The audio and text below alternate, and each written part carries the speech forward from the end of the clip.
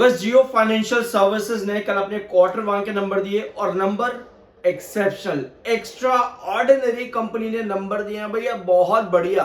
अभी तक जो काम सिर्फ सितंबर क्वार्टर कर रहा था वो जून क्वार्टर ने भी किया है। ये एक बहुत बड़ी बात और एक बड़ी अचीवमेंट है कंपनी के नंबर्स और फाइनेंशियल्स के लिए। मैंने आपके साथ कल एक मैंने आपके साथ बात कही थी कि मैं आपके साथ ओपीएम परसेंटेज भी रखूंगा कि कंपनी का ओपीएम परसेंटेज क्या है। तो चलो शुरुआत करते हैं फटाफट से without wasting any time. OPM percentage company ने क्या दिया है भैया? 75%।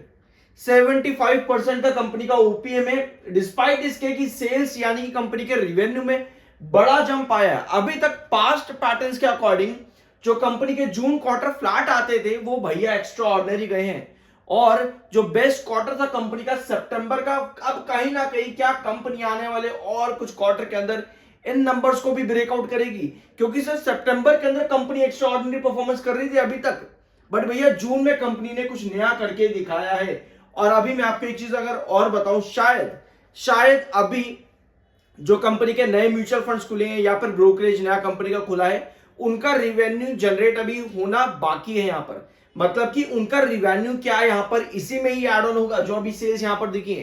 क्योंकि जेपीबीएल का हमने देखा कि वहां पर भी एक एक्सेप्शनल प्रॉफिट वहां पर भी कंपनी का अर्न हुआ है। तो अगर ये सेल्स रिवेन्यूज आने वाले दो एंटिटीज के और इसी कंपनी में जुड़ते देखने को मिलते हैं तो भैया हमें और कंपनी आगे बढ़ती देखने को मिलेगी। ये पॉजिटिविटी है, बट भैया इतनी पॉजिटिविटी होने के बाद भी कुछ नहीं मिला इन्वेस्टर को आज के दिन, कुछ भी नहीं, थोड़ी बहुत करेक्शन ही मिली है। समझते हैं भैया आखिर ऐसा है क्यों। 75% का ओपीएम परसेंटेज है, जो कि पिछले दो क्वार्टर में बहुत ज्यादा इंक्रीज है। यहाँ पर क्वार्टर ऑन क्वार्टर पर 6% का इंक्रीज आया ओपीएम परसेंटेज में। टैक्स परसेंटेज भी कंपनी का डिसेंट रहा और प्रॉफिटेबिलिटी भी कंपनी की यहाँ पर बढ़ी है, क्वार्टर ऑन क्वार्टर बेसिस पर भी और ईयर ऑन ईयर बेसिस पर भी कंपनी की प्रॉफिटेबिलिटी अच्छी खासी इंक्रीज हुई है, बहुत डिसेंट प्रॉफिटेबिलिटी, बट सेल्स में काफी बड़ा जंप कंपनी का आया है। इसके अलावा भैया मार्केट एक्सपर्ट्स भी बुलिश हो चुके हैं। देखो, जब मैं बात करता हूं मार्केट एक्सपर्ट्स की तो ये आर्टिकल्स हैं, मार्केट एक्सपर्ट्स के क्या स्टेटमेंट्स है ये वो है, ये मेरा ओपिनियन नहीं है। इसको ये मत समझना कि मैं आपको कुछ डिसीजन लेने को बोल रहा हूं, वो आपकी अपनी मर्जी है, आपका अपना दिमाग आपको जो कहता है वो करो भैया, अपना एनालिसिस करो, उसके बाद कोई डिसीजन लेना। अब भैया मार्केट एक्सपर्ट्स जैसे कि जियो फाइनेंशियल सर्विसेज में सुमित बगाड़िया जो कि एग्जीक्यूटिव डायरेक्टर है एट चॉइस ब्रोकिंग, इनका मानना है कि 300 से 350 देखने को मिल सकता है इनकमिंग शॉर्ट टर्म के अंदर। ठीक है, ये लेवल्स देखने को मिल सकते हैं, आपका स्टॉप लॉस 300 के पास होना चाहिए। ठीक है, तो ये चीजें भी है मार्केट एक्सपर्ट्स की तरफ से पॉजिटिव डायरेक्शन के अंदर। लेकिन मैं फिर बता दूं, ये आर्टिकल्स है, मार्केट एक्सपर्ट्स का क्या ओपिनियन है ये वो चीज है, ये आपका डिसीजन नहीं होना चाहिए। आपका डिसीजन मार्केट की सर्टेनिटी, मार्केट की अनसर्टेनिटी को देखते हुए होना चाहिए। तो प्लीज बहुत ध्यान से कोई भी फैसला लिया करो। 3 करोड़ का वॉल्यूम आज के दिन है, कल लो वॉल्यूम था जिसकी वजह से आज थोड़ी बहुत पॉजिटिविटी नजर आई ओपनिंग सेशन में, बट उसके बाद वो गायब होती देखने को मिली क्योंकि कल लो वॉल्यूम था, डिलीवरी हाई थी वीकली और मंथली बेसिस पर, बट आज वॉल्यूम हाई गया है और अभी तक मिड डे में आपकी डिलीवरी कितनी आ रही है 49%, जो कि अभी के लिए रेगुलर बेसिस वीकली और मंथली बेसिस पर हाई है। सेलिंग कितनी है 38,26,000 सेल पर है इस समय और 24,91,000 बाय पर है। यानी कि अगर हम देखें यहाँ पे तो सेलर ज्यादा है, बट इतनी ज्यादा सेलिंग अभी नहीं है जितनी ओपनिंग के अंदर दिखी थी। थोड़ी रिकवरी के बाद जितनी ओपनिंग में दिखी थी उतनी सेलिंग अभी नहीं है, अभी थोड़े बहुत बाहर हमें एक्टिव होते देखने को यहाँ पर मिल रहे हैं।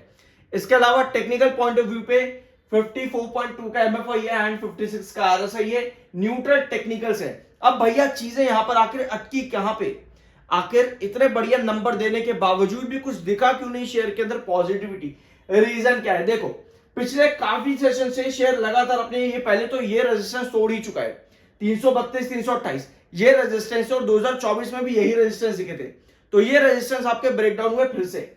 अब स्टॉक क्या कर रहा है, येलो क्रॉसओवर जो आपका 320 पे है, कल भी ये ब्रेकडाउन हो गया था 320 का, हमने कल भी वीडियो लिया था, वहां पर भी हमने डिस्कस किया था कि 320 का जो आपका येलो क्रॉसओवर है बॉलिंजर बैंड का वो ब्रेकडाउन हो चुका है। अब अभी की जो कैंडल है भैया ये आपकी कंसोलिडेटेड बेयरिश कैंडल है, क्योंकि धीरे धीरे अभी भी आपकी टेल ऊपर की लंबी हो रही है। हमें चाहिए कि आपकी नीचे की टेल लंबी हो, ताकि आज और पिछले 3 सेशन अगर हम देखें, जो शेयर आपका येलो क्रॉसओवर 320 के पास हैंग कर रहा है, यानी पकड़ करके रखा हुआ है, क्योंकि ओपनिंग सेशन में अच्छी रिकवरी थी, ठीक है, बट वो टिकी नहीं यहाँ पे। अब ये रिकवरी थी नंबर्स की वजह से, लो वॉल्यूम हाई डिलीवरी की वजह से, बट ये टिकी नहीं है, यहाँ पर सस्टेन नहीं हुई है। बट स्टॉक 320 को पकड़ करके रखा हुआ अभी भी।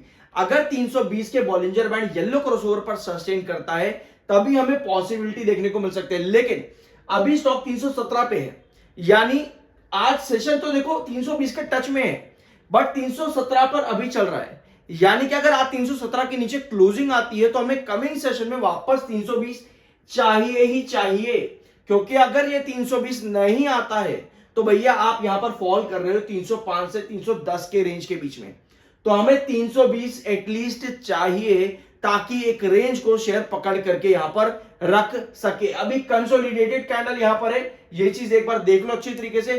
अभी लो हाई वॉल्यूम में डिलीवरी कम आ सकती है दिन के आखिर में, ऑल्दो अभी मिड डे में अच्छी खासी डिलीवरी है, बट वॉल्यूम बहुत हाई है अभी भी, और 320 के नीचे ऑलरेडी स्टॉक ब्रेक डाउन करके बैठा हुआ है। हमें 320 चाहिए ही चाहिए कमिंग सेशंस के अंदर। आई होप कि ये वीडियो आपको पसंद आया होगा। बाय एसएल की कोई रिकमेंडेशन नहीं है, मिलते हैं अगले वीडियो में।